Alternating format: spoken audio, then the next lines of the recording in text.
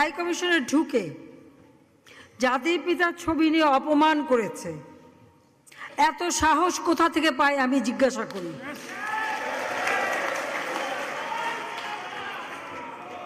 আমি জানি না আমাদের হাই কমিশনে এখন কারা বসেছিল এবং তারা সেখানে কিছুই করতে পারলো না কেন, সেটাও বড় প্রশ্ন। আর আমি আমার প্রবাসী যারা বাঙালি, না আমার প্রবাসী বাঙালিদেরও আমি বলবো যে যারা এই ঘটনাগুলি ঘটিয়েছে তারা চলাফেরা করে না, তাদের দেখেন না। যে হাত দিয়ে জাতির পিতার ওই ছবি নিয়ে তারা ভেঙেছে, তাদের যা উপযুক্ত করা উচিত সেটা করতে হবে।